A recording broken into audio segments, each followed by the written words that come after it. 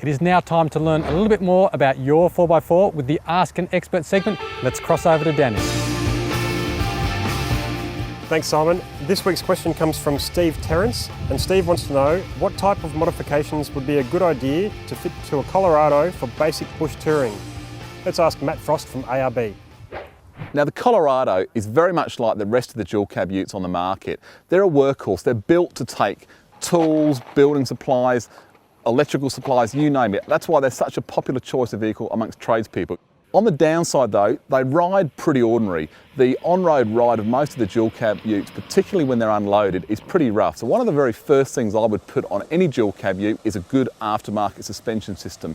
The beauty of a suspension system, a good aftermarket kit, it's something you'll appreciate every single time you get in the vehicle. So providing you choose a kit that's been tailor-made for the vehicle, you can expect outstanding riding improvements on all terrain. So bitumen, dirt roads, and in the bush, obviously, you'll get a significant improvement in ride comfort.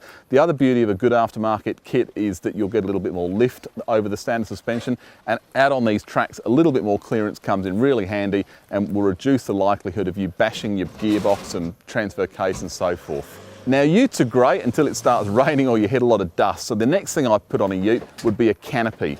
Canopy is basically double the load space of the vehicle because you can stack right up to the roof, providing everything's obviously restrained properly. So a canopy is a great addition to any ute. Canopies come in a number of shapes and sizes. You can get standard height models or you can get high roof models which give you that extra load space. And the other beauty of a canopy is they're a great platform for mounting roof racks too. And my third tip for any four-wheel drive vehicle is a bull bar.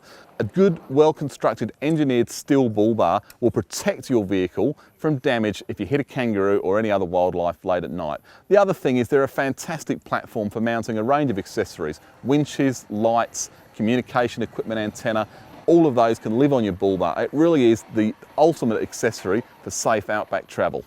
Tyres are another thing that you really need to take into consideration if you're doing any bush touring. Most modern four-wheel drives come with a tyre that are basically developed for on-road use.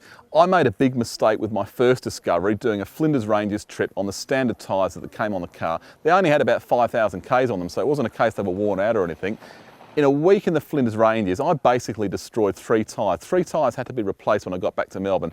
After that, I fitted a good aftermarket all-terrain tyre that still performed very well on the highway, but gave me a bit better grip off-road, and I've never had another puncture since.